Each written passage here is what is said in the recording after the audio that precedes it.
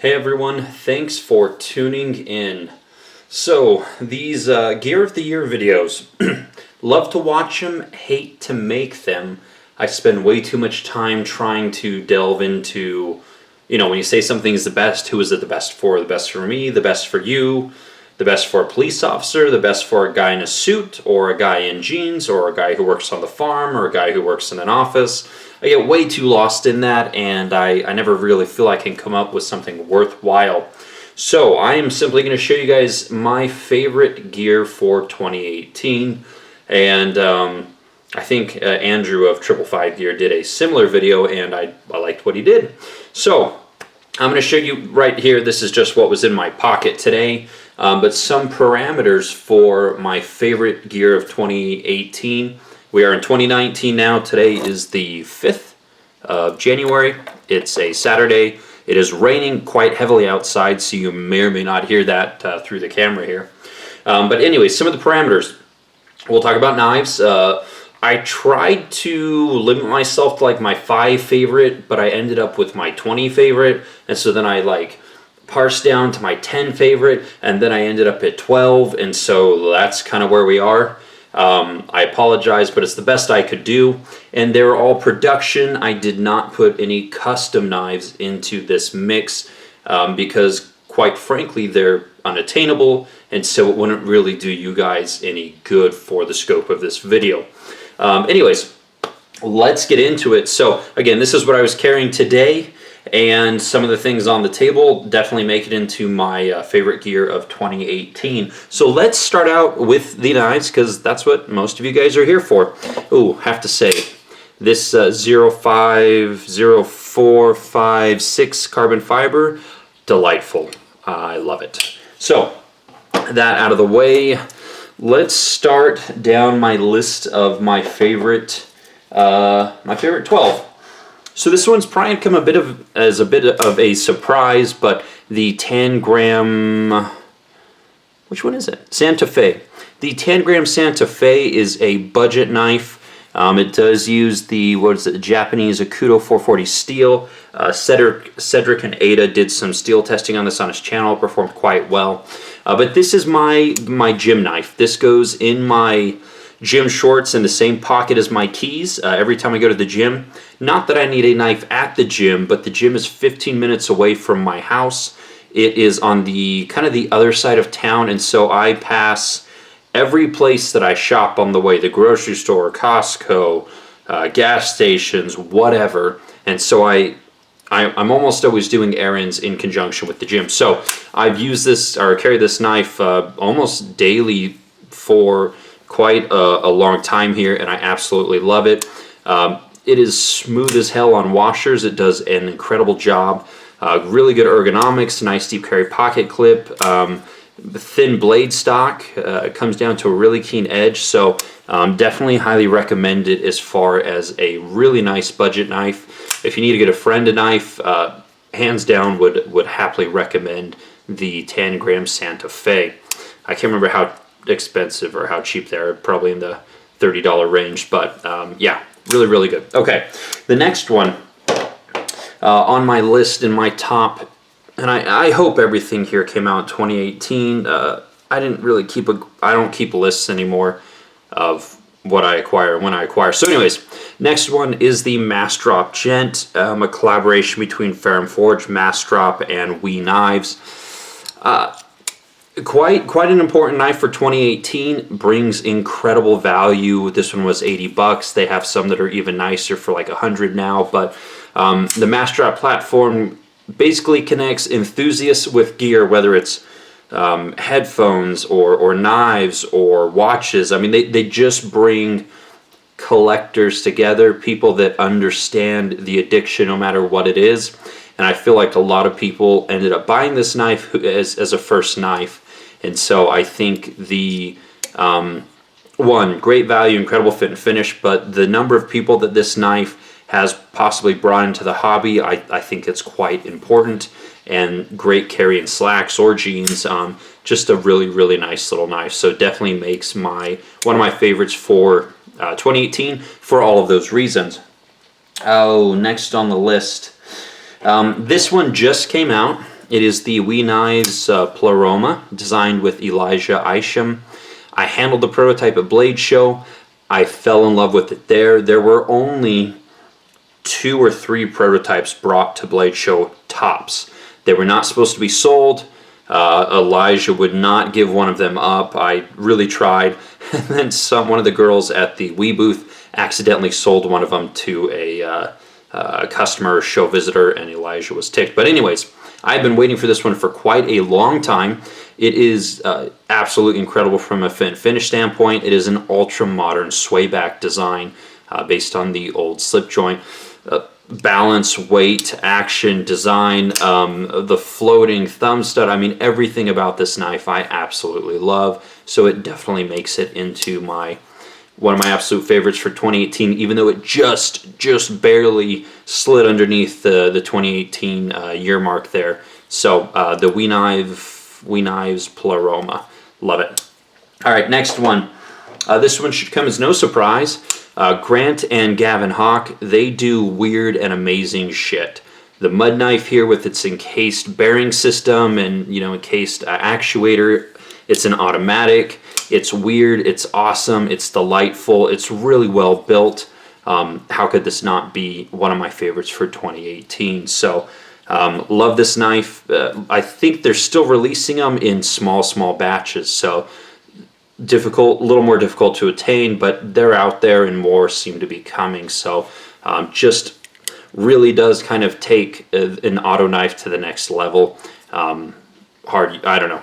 I love so many things about this, but primarily because I'm an enthusiast, and the Hawks make knives for enthusiasts, and this is definitely one of them. So the Mud Auto from Grant and Gavin Hawke, produced by Millet Knives. Next one. The Benchmade Mini Crooked River. Beautiful knife. I love I don't even know, whatever this wood is, the dia wood. I can't even remember what the type of wood is. Anyways, it's a beautiful knife. It's part of their hunt line. It's relatively affordable, but just the lines are absolutely incredible. The feel in hand is awesome. The balance is good. This one is incredibly smooth, incredibly dialed. Granted, this specific one is a designated prototype, so I love this knife. I think it's fantastic. A lot of you guys have told me you love this knife as well. Just so well balanced, so beautiful, and yeah, again, I think it's pretty obvious as to why this would be in my one of my top picks for 2018. So I look forward to, and especially the mini size. The normal size is what I would consider a really goddamn big knife. So this one is perfect in the smaller size here. Can't wait to see them do new versions and iterations. You can do custom shop blends or go through, pick your own stuff. That does get pretty damn expensive though. So anyways, love this knife. The next one, and yeah, this is what model number again? The 0462 from Zero Tolerance. It is an upscaled version of the 0460. And I had posted or said on Blade forums months before this was even announced, if ZT makes a larger version of the 0460, I will buy the shit out of that knife. And they did. It's like they made the knife just for me, even though we all know they did not. But if I'm going to ask you to make something to fill my wildest dreams and you make it, well then it's going to end up in one of my favorites for the year, absolutely. Better ergonomics for me than the smaller 0460, and if you like a drop shot action, this thing is quite honestly second to none. So super clean show side, beautiful lines. It's a Persian design, and I love Persian, so this knife is just like me written all over it, or everything about this knife I love. So 0462 from ZT, thank you and well done. Oof. All right, also in the larger size range, the Liang Ma Eraser. A very well-known design from Liang Ma. CRKT made it. It became ultra popular once it was discontinued. This is obviously the highest, most premium version of this design. Well, aside from getting into one-off custom builds from prolific custom makers. But anyways, incredible fit and finish, incredible action, multiple opening methods, whether it's the middle finger, or the thumb flick, which trust me I can do when my hand is not awkwardly positioned under camera. But just really amazing ergonomics, thinner blade stock, which he's brought down. If you want a 4-inch knife and you don't mind paying for quality, you know, obviously made by Reata here, this one is absolutely fantastic. So definitely one of my top picks. I've carried this one a lot this year, so love it, love it, love it. Well done, Leong. Okay, the next one, and granted there is some degree of bias because Adam and I have been friends for a few years now, but the Adam Purvis Primordial, or the AP Primordial. The thing this knife does really well is one, oftentimes when you get a knife that has like a coated blade, there's a really long break-in period because a lot of times they don't mask off the bearing track. This knife is one of the smoothest knives that I've ever handled, and considering that it's a coated blade, I was absolutely blown away by the action. The action on this thing is just superb, absolutely superb. Blade to handle ratio has been, I mean, this is the hallmark of what an excellent blade handle ratio should be. Ergonomics are outstanding. Pocket clip is good. Again, it has kind of that, I don't know, it's kind of got that bolstered look. I mean, just nailed it. Hit this one out of the park. So I love the Adam Purvis Primordial. This one is and remains a Blade HQ exclusive if you don't get it directly from Adam. I don't even know if he has anymore. So they're out there. They should be relatively easy to find, but Primordial, built by We Knives. Next one, again, should come as no surprise, and a lot of people's, one of their top picks, including, oh God, my friend Andrew at 555 Gear. So the ZT-0470, just a really, really nice everyday carry knife. Again, thinner blade stock, really good ergonomics, simple, clean, Dmitry Singovich design. Just an all-around outstanding everyday carry knife, from the action to the size to the blade stock to the design to the fit and the finish. It's really a no-brainer. I love this one. And if you don't like the, you know, just the standard spring clip here, there are quite a few different aftermarket clips you can get for this knife. So anyways, 0470, zero tolerance.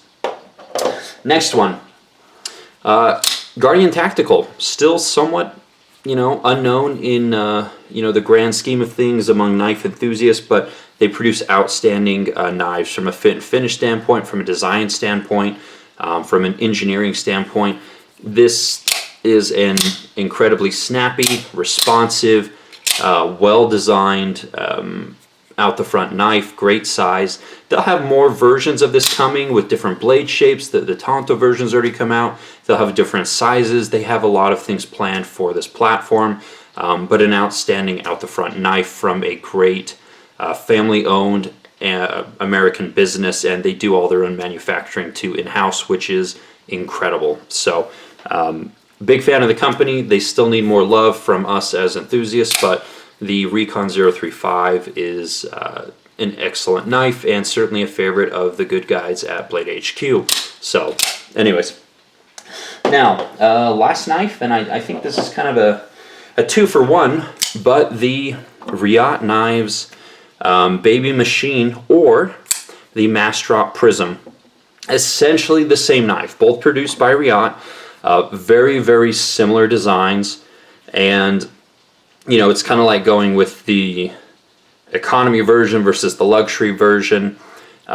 Just a little bit nicer fit and finish on the Baby Machine. Fairly large price differential. But Tashi Barucha design, just the action and the feel in hand, the various opening methods, the fact that you can pull back on the handle or choke up on the handle. It's just a really, I don't know, I feel like it's a knife that would adapt to just about anyone really well. Again, the caveat being, you know, do you like the opening hole method, you know, such as this one, but outstanding knife, outstanding design on both of these, and both incredible fit and finish. Again, price differentials, if you like one over the other, or you're more price sensitive, again, either or are excellent options. So that is, I think that's all the knives. Those were my, oh, no. Here I am trying to lie to you guys. Last one. Not new to, you know, the design, the Shurgroff 95 is not a new design, but the 95, the F95NL, which is the micarta inlaid version, was new for 2018, if I recall, I think. Less expensive Elmax blade steel, micarta inlays. These are coming in from, you know, a US dealer who offers warranty support at $700, so that brought down the price of at least US available Shurgroff knives. So anyways, this knife is honestly really hard to keep out of my pocket. It's just such an all-around good knife, from the way that the blade is ground to the handle finish to the machining to the chamfers. I mean, everything about this knife is superb except for the price. So anyways, yeah, I have to fight myself not to put this in the pocket each and every day that I have jeans on anyway. So not the best knife for slacks. All right, so that is the knives. A couple other things that I kind of want to get into here. Wallets. Yes, wallets. Das Alfini Mir, my favorite wallet maker, my favorite leather worker, craftsman at the moment. These are my two favorite designs. The Topsider Quick Draw, super useful, slim, minimalist, outstanding leather, outstanding thread work, super clean designs. He uses as few pieces of leather as possible. These will last a lifetime, no question. So the Topsider Quick Draw is my overall recommendation for all of you guys.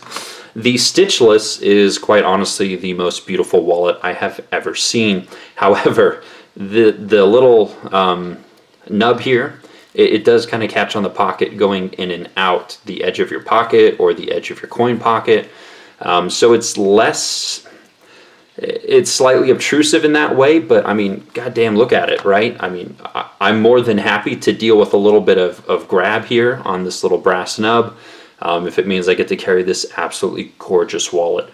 This is probably the best looking wallet that I think I've ever seen, but this is certainly the best design, the most useful design. So either one of these, I mean, you know, practicality or beauty, take your pick there. Pick your poison. So anyways, Das Alfini Mir, the only wallet I've carried probably for the last 3 years now are wallets by him. So great guy, active military, sailor, and yeah. All right, favorite flashlight, unquestionably the Boss 35. This one, and I think I got this in 2018, hopefully. But this is the aluminum version, and that is the version that I would recommend that you guys hunt down if weight is a factor. Also, I upgraded it with the stainless steel bezel. Don't do that because it makes it heavier and it throws off the overall balance. But again, I'm not the most practical person. However, this flashlight is incredible, especially when you've got the lightweight and lower cost aluminum version. They do quite a few different versions now, Zirc, titanium, brass, but honestly, just the functionality of the aluminum version of the lightweight, incredible. 3-head emitter, has a primary red, which I absolutely love for night vision, and then it jumps all the way up to like 13 or 1200 lumens, which I never needed on high 18650 battery. The Boss 35, guys, please make these in aluminum again. People need them in their pockets, or I mean, you can get the tie, you get whatever the hell you want, but I think this version is incredible. So, all right, watches. My top pick for this year is the Seiko Alpinist, the Sarb 017, 015? Damn, I don't remember right now. But the reason this watch specifically is my top pick for 2018 is because it taught me that I'm okay going sub 40 millimeters on a watch. So up until this watch, I've always bought at least 42 millimeters or above. I think this Steinhardt Triton 30 is like 45 millimeters. Look at the size differential here. Quite substantial. And by way of hopefully not making this video too long, you know, this 45 on my wrist large, but it works just fine. It seems well balanced, you know, per my 7.5-inch wrist and a larger hand size. But I never thought that I would go sub 40, but the Seiko Alpinist pulled me in, you know, primarily because of the beautiful dial. Oddly enough, I really knew that I wanted the strap code bracelet, and so I bought the strap code bracelet well before I bought the actual watch, and then they discontinued these, and I saw prices started shooting through the roof, so I jumped straight over to an eBay dealer or an eBay seller out of Japan, and I bought one right away. I was forced into buying this a little bit sooner than I thought, but again, I've absolutely loved it. I love it on a bracelet, especially this one made specifically for it by strap code, and the 38.5 millimeter. Honestly, it doesn't look out of place, and I fell in love with this watch. So it has brought my kind of size requirements down from, you know, 42 plus to kind of 40 being my new favorite sweet spot, and going down to as small as a 38.5 millimeter. I will not go smaller than this, but anyways, so it revamped or retaught me that I don't need to wear a massive watch. So anyways, love it for that reason, and of course the incredible dial, the performance, the specs, and man, this bracelet, the strap code Jubilee, made for the Alpinist, is a perfect fit and a perfect look. So what other, Cologne. I haven't ever talked about it, but I was into Cologne way before I was into anything else. I probably have 15 different Cologne on the bathroom counter right now. But my favorite for this year is actually one from Sephora, and it's the brand, I guess, is called Replica, and replica in the watch and knife world is a dirty, dirty word, but this fragrance is incredible. It's called Replica. By the fireplace, you know, my wife got some makeup from Sephora, and they sent one of these as a sample, and I freaking loved it. So she got me a huge bottle for Christmas this year, and yeah, it's just like you would imagine. It kind of this, I don't know, this fireplace smell. I don't know. I love it. It's incredible. So that is my top pick for Cologne for this year. And that, I mean, that should wrap it up. So, you know, Cologne, flashlight, wallet, you know, knives, a lot of really, really good stuff came out in 2018. And honestly, I anticipate 2019 to be even better. If anything, it feels like there's still speed picking up in terms of the pocket knives and flashlights and, you know, those enthusiast categories. As we go forward, it doesn't feel like anyone's pulling back or slowing down as of yet. So anyways, that is my favorite stuff, my favorite gear for 2018. Hopefully there was something interesting, or I don't know, maybe I'm dragging you guys down the rabbit hole with me as we become more excessive in our hobbies, and yeah. All right, I'll leave it there. Thanks so much for watching, guys. Hopefully everyone had a safe and happy New Year, and many more videos to come. Take care.